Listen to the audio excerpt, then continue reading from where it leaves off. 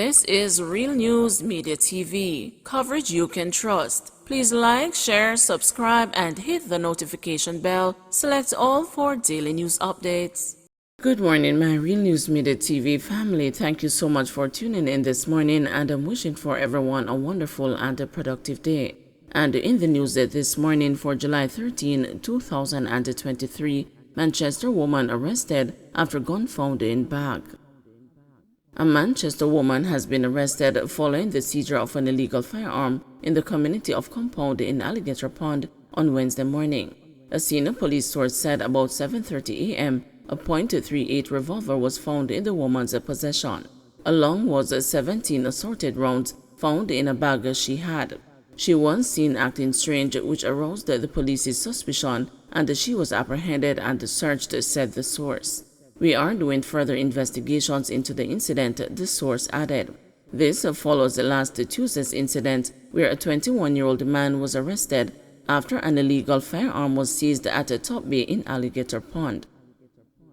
Church murder trial hinges on hitman's testimony. There is uncertainty over whether the murder trial stemming from the church pew slaying of a banker will be able to proceed on Thursday, as the Crown waits to hear whether the convicted hitman will testify for the prosecution. Up to Wednesday afternoon, the prosecutor was still waiting for word on whether Dwight Prince Bingham will take the stand. When we commenced the trial, Mr. Bingham pleaded guilty. We had been speaking to counsel who appeared for Bingham before the arraignment.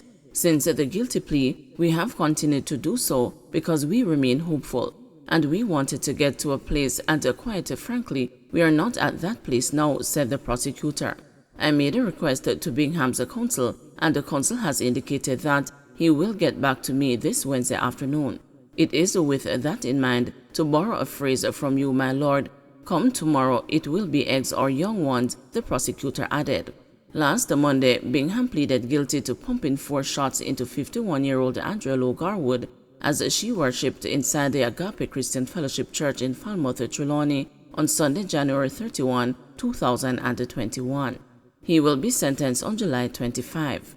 Bingham's testimony is now vital to the case against the Lowe Garwood's stepson, Javon Janoy Garwood, who has been accused of paying for the hit. He has pleaded not guilty to murder and accessory to murder before the fact. On Wednesday, the court heard evidence from Lowe Garwood's son, Andre Williams, who identified her body at the funeral home. Testimony was also provided by Corporal Alwyn Robinson, who was part of the team that first arrived at the murder scene. Robinson told the court that when he arrived at the church, he saw Lowe Garwood on the floor, 4 spent shells close to her body. He also said 2 individuals at the scene gave him 2 cellular phones. In earlier trials, testimony was presented that the shooter's cell phone fell from him and was abandoned at the scene. About 10:37 a.m., I saw a crowd gathered at the Agape Christian Fellowship Church. Persons were there signaling us to stop. The driver immediately stopped and I alighted in a technical manner. In entering the church, I saw the lady lying on her back, clad in a purple dress, Robinson told the court under oath. Also on Wednesday, 23-year-old Leon Hines continued with his second day of testimony. In March 2021, he admitted that he was the getaway driver at the time of the shooting that sent churchgoers scouring for cover. He has been sentenced to 6 years in prison. This after he turned a Crown witness and agreed to provide evidence against both his co-accused. Garwood, who is being represented by attorneys at law Kadeen Coleman and Lorenzo Eccleston, is to return to court on Thursday for the continuation of his trial. The matter is being presided over by Chief Justice Brian Sykes. A 7-member jury has been empaneled. Court orders restorative justice for St. James councillor charged with assaulting ex. The St. James Parish Court has ordered Councillor David Brown, the councillor for the St. James Municipal Corporation's Montego Bay West Division, to attend the restorative justice sessions with his ex-girlfriend, who he reportedly assaulted in May. The sessions the court ordered are to take place ahead of the next court date on September 4. Brown, who did not have an attorney, was given the return date by presiding judge Sasha Marie Ashley when he appeared in court yesterday to answer to the charges of assault occasioning bodily harm and the malicious destruction of property. The allegations against the counselor are that on May 28 this year, the female complainant with whom Brown was in a relationship was sitting in her car when Brown knocked on the vehicle's window. The two got into a dispute, during which Brown hit the complainant in her face, causing pain and swelling, and also damaged her car window. It has also been reported that the complainant is a relative of a prominent political representative. Were you in a relationship? Judge Ashley asked Brown during yesterday's brief court proceedings. Yes, Your Honor, Brown answered calmly, adding that he and the complainant are no longer involved. What are you saying to the charges? Ashley inquired. I am not guilty, Brown said firmly. Meanwhile, attorney Martin Thomas, who is watching the proceedings on the complainant's behalf, suggested that the underlying issues between Brown and the complainant could be resolved through mediation. The court was also told that both parties were willing to undergo mediation sessions. Judge Ashley subsequently made an order for the parties to attend the restorative justice sessions ahead of September 4, when the matter will again be mentioned.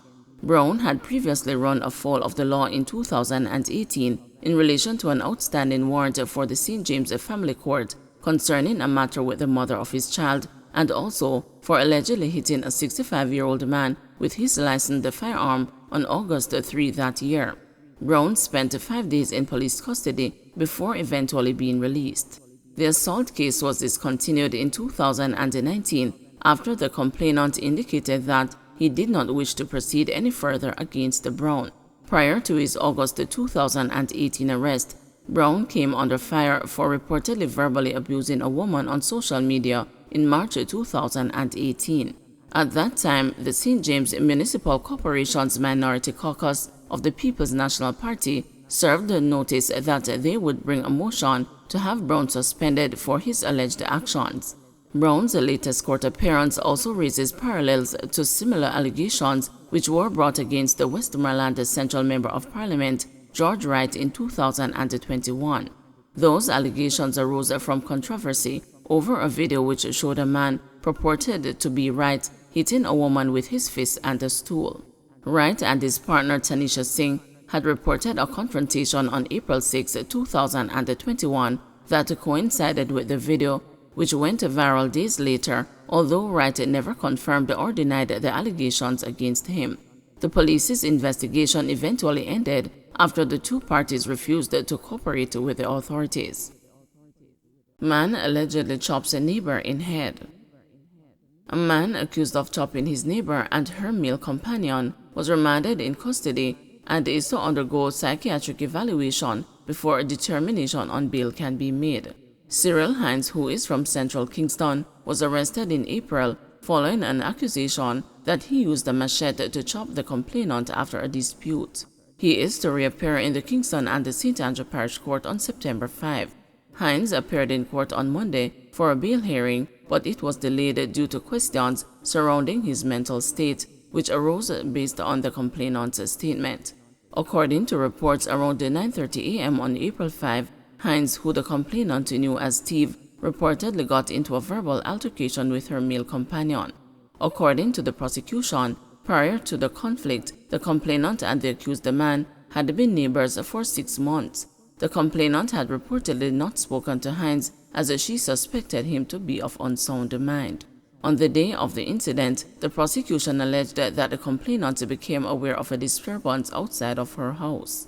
It's alleged that she saw her male companion with blood on him and went to assist.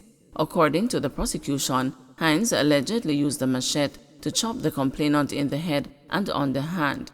The complainant then went to the Kingston Public Hospital, where she was treated and released. A report was made to the Kingston Central Police on April 6, and Hines was arrested. Don't forget to like, share, subscribe, and hit the notification bell. Select all for daily news updates.